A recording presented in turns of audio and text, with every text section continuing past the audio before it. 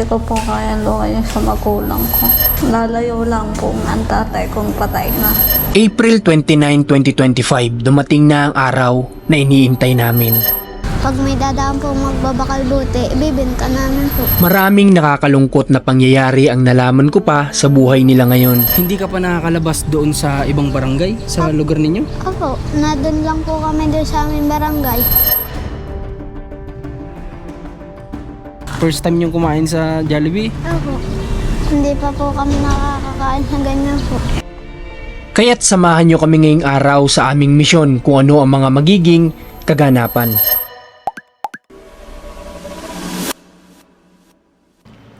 Matapos namin magpaabot ngayong umaga ng tulong sa bayan ng Candelaria, ay patungo naman kami sa Rosario kung saan ang tahanan nila Ate Ninya. Ngunit habang kami ay nagbabiyahe ay bahagyang umulan na siya namang iniisip ko na sana ay tumila rin upang nang sa ganon ang magiging biyahe namin nila Ate Ninya at ng mga bata ay maging mapayapa o mas maayos. At ng mga oras nga na ito ay talagang nagmamadali na rin kami dahil medyo late na kami sa kung ano man yung napag-usapan namin na oras nila Ate Ninya. At eto na nga, makalipas lang ang isang oras. Welcome back sa ating channel na ito at sa ating Facebook page. Ngayong araw dito tayo ngayon guys kala Ate Ninya. Kasi ito yung araw na sinabi ko sa kanyang babalik ako dito para ipasikap natin yung anak niyang babae. So, ano daw? Bibihisan lang daw po yung ano dito, yung anak ng babae. Babae, okay. Tapos dadaanan daw po si Ninyo po dun sa dun. Okay, goods. Pero si tatay wala dyan? Wala po ata. Okay. Okay, sige. So, bibihisan lang daw yung anak niya babae. So, ayun nga, buti na lang pinagbigyan tayo ni God na hindi mo nakasama si tatay ngayon dito sa gagawin natin na mission. Si Ate Ninya muna tsaka itong bata.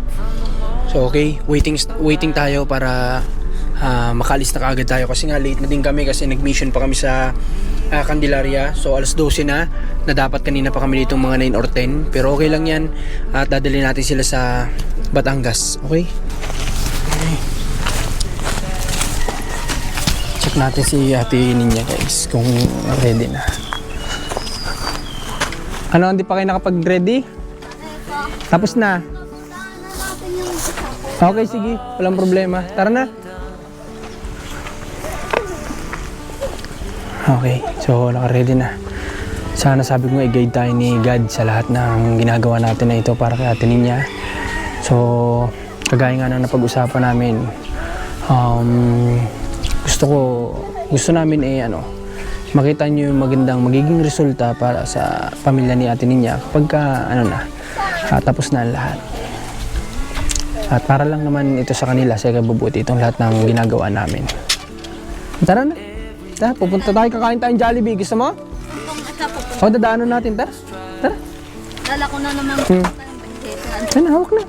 Takot ka? Sige. Ngayon sa akin maghawak, takot yung bata. Puntahan natin si kuya mo, no? Dito na. Buksan mo dyan, Max. Sabi na. Dito kayo. Wala bang gamit dyan? Wala naman. Sige, pasok. Lataan na dati sa kuya. Tahan na. Huwag iiyak. At pupuntahan natin si kuya.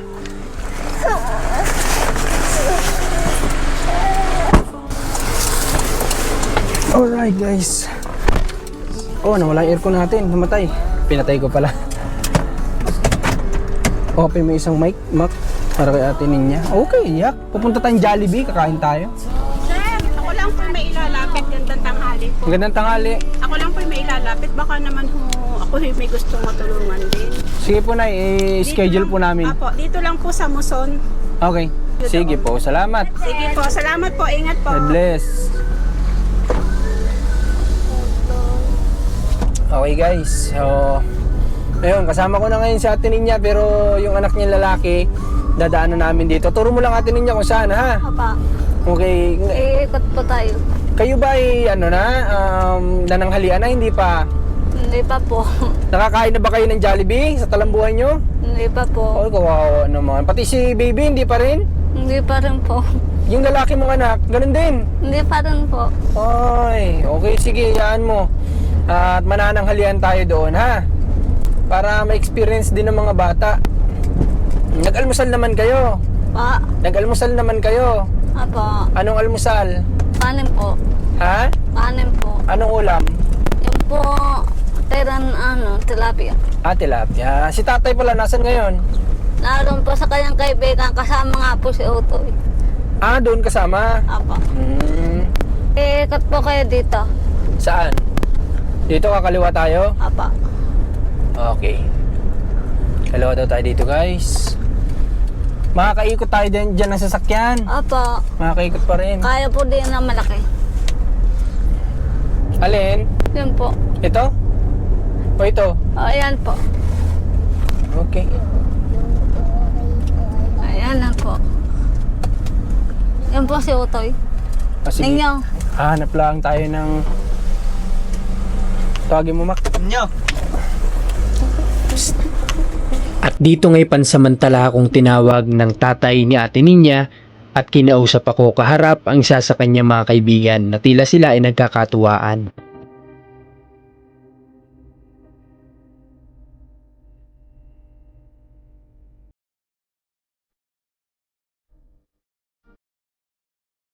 At nagtuloy-tuloy nga kami sa aming pagbabiyahe dahil maganda na rin ang panahon. Nagpakita na rin si Haring Araw. Kaya't medyo maayos na ang flow ng aming pagtakbo ng sasakyan dahil nga rin hinahabol namin ng oras para nang sa ganon ay makauwi kami ng maaga.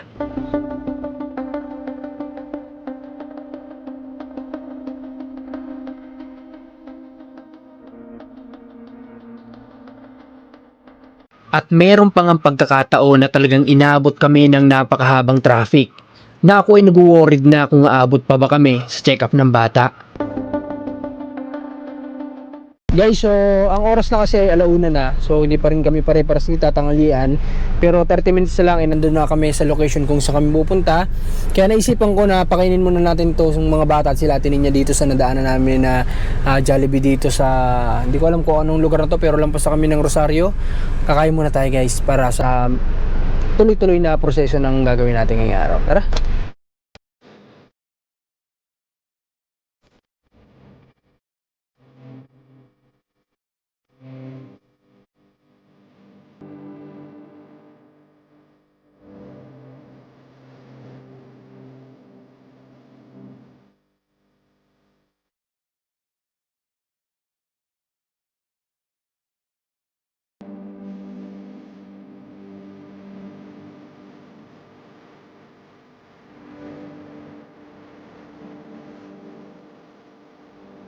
Ayan, nakakalungkot lang din isipin na kahit kailan pala hindi nakalabas itong mga bata na to. Ni sa labasan nga dun sa barangay nila, hindi daw talagang sa loob lang sila ng barangay nila. Kaya sabi ko, grabe naman. So at least ngayon, first time nila daw kumain sa ganito. Sana marami pang susunod. Tara, diretso na po tayo. Kamusta? Nabusog naman kayo Ate Ninya? Apo. Ayos naman? Apo. Hindi kayo mahilig sa soft drinks, ano? Hindi po. Oo, kasi hindi nila ininom yung drinks nila. So dapat pala sinabi na laman natin kanina para ang in-order natin mga juice na lang. Pero nabusog kayo. Apo. Kumusta naman ang unang pagkakataon nakakain kayo sa ganun? Masaya naman? Apo. Yan mo, sana sa susunod sa iba naman, ano? Apo. Okay, sige, tara, diretso na tayo. Okay guys, nandito na kami ngayon sa Batangas City at doon na kami nag-park kasi nga po ay walang parkingan sa hospital, sa parking area ng hospital, kaya naghanap na lang kami. So papasok na muna kami dito sa loob ng hospital at para nang sa ganun ay matapos na tong mission namin ngayong araw nila Ate Ninya. Okay, kita kasi tayo mamaya at mag-update kami sa inyo. Ate Ninya, halika, dito tayo. Halika. Okay, so may finifilapan lang kami guys. So ito yung patunay na si Ate Ninya ay pumapayag na ma-check up si baby. So na may perma siya dito na katunayan nga na okay sa kanyang matingnan yung anak niyang babae. Okay guys, okay na kay Ate Ninya. At matapos ko ngang asikasuhin ang lahat ay nakakuha naman ako ng pagkakataon upang makausap ang kanyang anak. Ngayon, nandito kami ngayon sa labas ni Ninyo kasi si mama niya ay nandoon pa rin sa loob ng hospital at may inaantay pa si doktora. Pero yun, nagkaroon ng mga interview na kanina at pinaliwanag ko nga din kay Ate Ninya na kumbaga para maging maayos na lahat. Ninyo, may tatanong lang ako sa iyo kasi kanina nabanggit mo sa amin habang nasa sasakyan tayo na hindi ka pa nakakalabas doon sa ibang barangay sa lugar ninyo? Opo, na doon lang po kami doon sa aming barangay. Doon lang talaga kayo lagi sa barangay nyo na yun? Opo. Bakit naman hindi kayo lumalabas makapunta ng ibang barangay? Wala nga pong pira maipapo. Pamasahe. Opo. Ibig sabihin, nakikita mo lang talaga ninyo yung palibot ng bahay nyo na yun? Opo. Nung barangay nyo? Opo. Doon ka lang pauli-uli, school, uuwi, tas doon lang sa barangay na yun. Opo.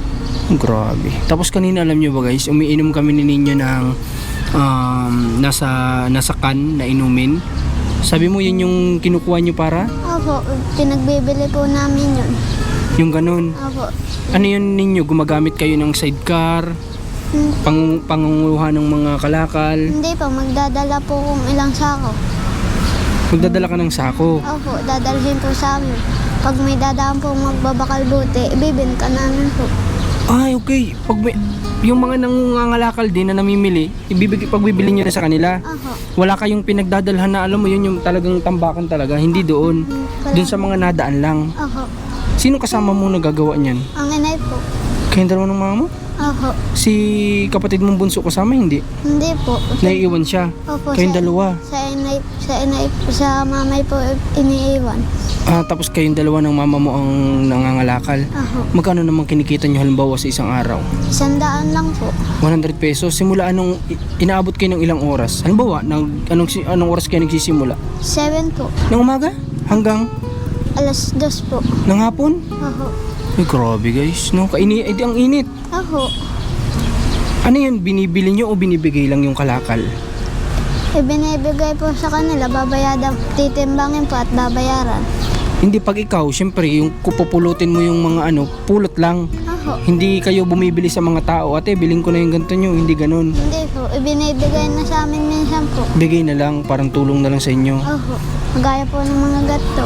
Mga bakal-bakal. Tas yung nga, yung mga kan, lata. Opo.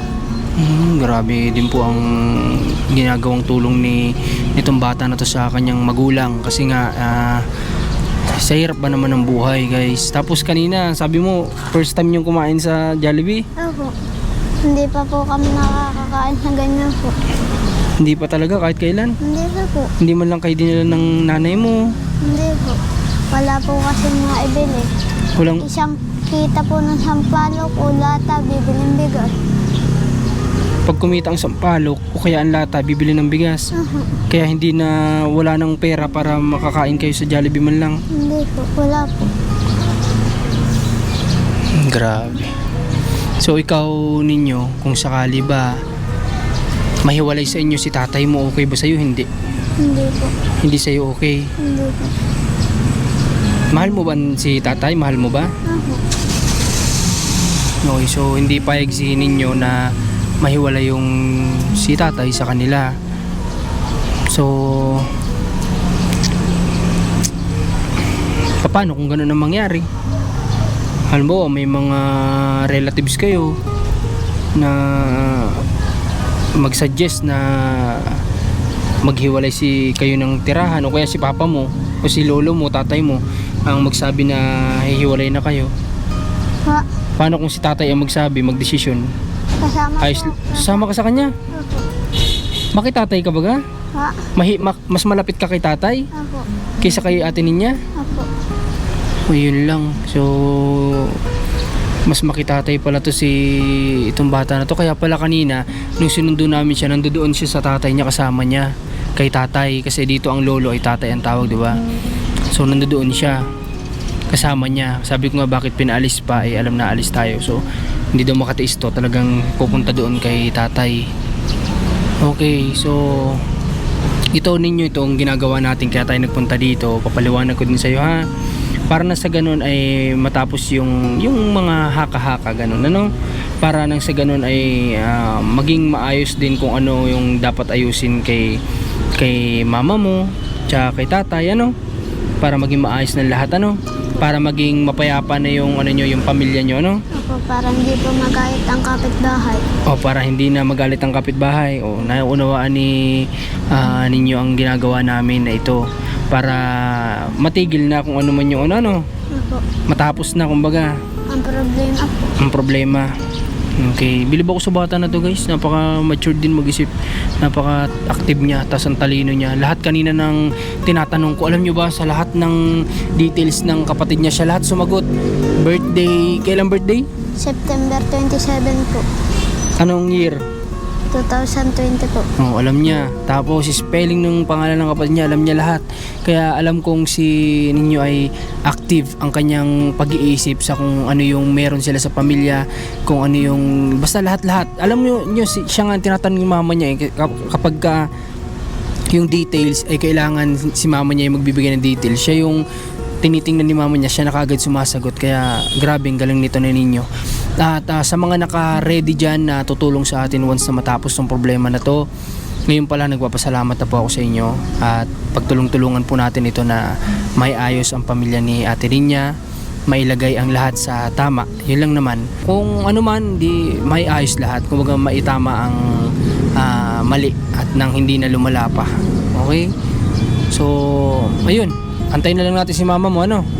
Antayin na lang natin at medyo gagabihin kami guys. Alam ko gagabihin kami. Pero ayun, ihatid pa namin sila Ate Ninya at marahil hindi ako makapag-upload ngayong araw kasi nga inaasikaso ko pa po sila. So ayun, kailangan natin mag-effort, kailangan natin tong gawin para sa pamilya nila. Okay? Kailangan natin mag-spend ng time almost buong araw namin dito na. Pero okay lang 'yun. Mahalaga ay mapaayos ang lahat, no? Malaman natin kung ano man kung may karamdaman itong anak niya na babae, kung ano man ang kanyang nararamdaman, kung may sakit, ganyan, di ba? So, 'yun, maisaayos lang natin 'yun. So ayan guys, nandito pa rin kami. Waiting pa din kami ni Ate Ninya dito. Mga ilang oras tayo dito, Ate Ninya? Ano po na? Mahigit ng anong oras tayo dito dumating? Siguro mga kami dito guys dumating, mga alas 12 yata. alas 12 ano? 12. Hindi, mga alauna. Yata ano? 12 nga. 1, 2, 3, 4, 5. So 6 PM na dito pa din kami natin niya. Pero wala kaming choice kundi magantay kay doktora at ayun yung yun yung mission natin ngayong araw. Ayoko namang uuwi tayo na walang mangyayaring kung ano yung lakad natin ngayong araw, diba? Ayoko namang uuwi ng ganon. Kaya gusto ko uuwi kami. May natapos kami ni Ate Ninya ngayong araw sa mission namin. Ate Ninya, kanina nakakwentuhan ko si anak mo lalaki sa labas. Kwento niya sa akin yung pangangalakal nyo, yung kung paano nyo binibit-bit yung mga kalakal, gano'n. Grabe pala sakripisyo nyo, buhat-buhat lang pala, no? Wala palang walang tawag dito, wala kayong pinagsasakyan ng kalakal. Paano Ate Ninya kung sakali na kayo ay pagagawa ng bahay saan mo gusto o may alam ka na bang lugar? Maghahanap po ang tatay. Kung sakali Kahit daw po hindi simento, kahit po kawayan, basta po may bahay ba. Okay, so basta matapos natin tong nilalakad natin, malalaman natin lahat yan, Gusto ko nang tanungin, itong lakad natin ngayon, buti pinagkatiwalaan mo kami. Pinagkakatiwalaan mo naman kami. Aba. Okay, sa lakad namin ngayon na nagbiyahe kami ng halos kulang-kulang 2 oras para makarating dito, di ba Ate Ninya? Na hanggang ngayon, gabi na, nandito pa din kami. Nga po naaabada ko na po kayo. Ayos lang Ate Ninya kasi kami din naman ay kagustuhan din naman namin na makatulong kay baby sa anak mo para maisaayos nga lahat. Maging gano'n na rin kay tatay, kung ano yung kailangan gawin para maayos lahat ng problema ay gagawin namin, Apa. So anong masasabi mo? Ang dami nagko-comment na ilayo daw si papa mo sa'yo. Anong dami nagsasabi? Anong masasabi mo doon? Hindi ko po kaya lumayo sa magulang ko. Hindi mo kayang lumayo. Opo. Sa madaling salita, hindi mo kayang yung sinasabi nila na lalayo kay tatay, hindi mo kaya yun. Lalayo lang po ang tatay kung patay na.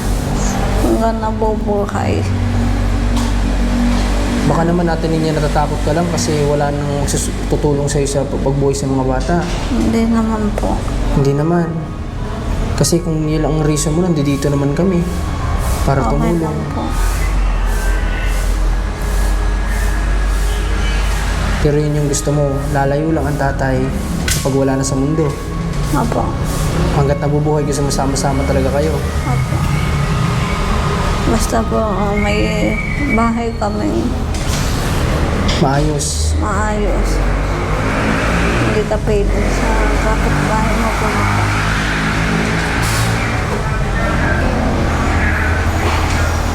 Okay, so totoo lang guys, naawa ko kay Ate Ninya ngayon kasi alam niyo buntis. Diba?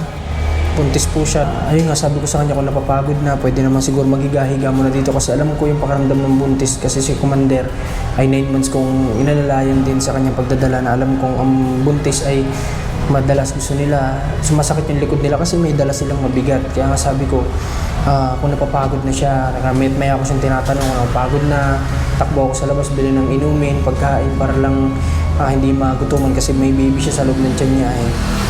So, pagod ka na ba? Hindi naman. Hindi naman po. Kaya mo naman. Ha? Konting taste na lang, ha? Konting taste na lang Ate Ninya at matatapos din tong kung ano yung nilalakad natin ngayong araw. Si baby kumakain din, oh. So, si anak niyang lalaki tsaka si Mac andun po sa labas. Magkasama sila kasi bawal nga dito sa loob. So, siya namang nililibang ni Mac yung anak niyang panganay doon. Okay? So, antay kami maya-maya. Sana dumating na si Doc. At may ginagawa pa daw. Ayos lang yan. Ganda talaga. Ganda talaga buhay. Ganda talaga ang mission. Kailangan mo nang magsakripisyo. Kailangan mo maglaan ng oras. At halos inabot kami na mag-aalas 9 na ng gabi nang matapos ang check-up. Okay, pa-uwi na kami guys. At sawa ng Diyos. Ano na ngayon? Halos alas 8 na ng gabi. Magmula po kami dito ng alas 12 ng tanghali hanggang alas 8 ng gabi. So sawa ng Diyos ay na-check up na at pabalik na kami. Ihatid na namin sila sa Rosario. Talagang grabe yung sakripisyo ni ate. Kanina po guys, sa totoo lang aminin ko, medyo tumataas na yung boses ko kasi hindi po para sa amin guys. Hindi para sa amin kasi kami kaya namin ng pagod. Kaya Ate Ninya po ako naawa kanina kasi nga ay buntis. Alam ko po ang sakripisyo ng buntis lalo ta anakin na si Ate Ninya. Si Commander ay nung buntis siya ay hindi makatagal niya ng upo. Kaya nga sa Ate Ninya sabi ko paano kaya ako gagawa ng paraan to na makahiga sa Ate Ninya kanina. Kaya yung vlog namin kayo natin Ninya sa loob after nun talagang medyo sabi ko ilang oras na po kami dito, 8 hours na kami dito. Hanggang ngayon wala pa rin pong pinaliwanag naman na dahil nga si Doc ay tawag dito, may mga ginawa pa siya kaya hindi kaagad nakapag check up kay Ate Ninya. Pagod ka Ate Ninya? Ha? Ayos ka lang? Okay. So sakay na tayo sa sasakyan para may hatid na natin sila.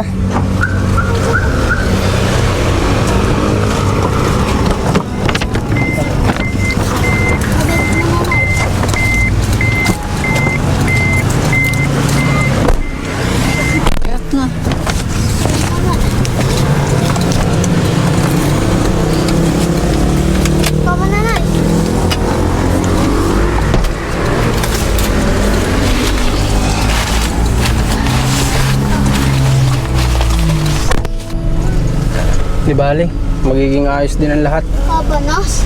Kaya nga. Ano yung gumagawin Grabe.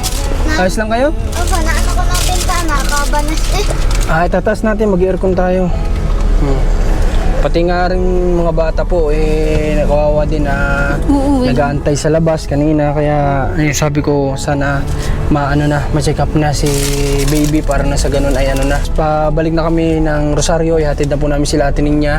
At yun sa awa ng Diyos natapos din tong sakripisyo ni Ate Ninya na to. Sabi ko nga sa kanya, taste na lang kasi madali lang naman to matapos once na nakapag-check up na yung doktora. So yun nga at yung result ay to follow pa yun, hindi pa namin makukuha yun ngayon pero ang mahalaga ay natapos namin kung ano yung dapat na lakad talaga namin ngayon ni Ate Ninya. Okay, tapos gagawin namin ngayon, dadaan na lang kami siguro ng drive-thru para may pagkain na sila pag-uwi.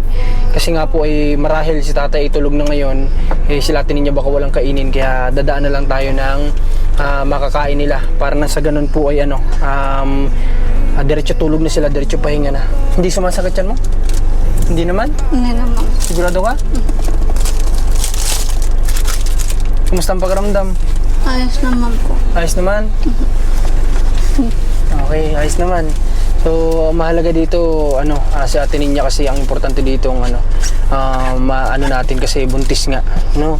Buntis siya, kaya siya yung dapat nating prioritize dito. Kaya kanina sabi natin niya na, sabi niya sa akin, balik-balik na daw ako doon kasi nga sabi ko, bilang kitang pagkain, ganyan.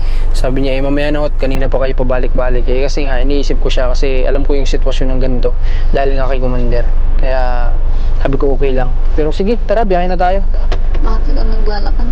Sana ay i-guide kami ni God kung ano man yung mga hakbang na ginagawa namin para lang nang sa ganun ay maging mapayapa na ang pamumuhay nila Ate Ninya.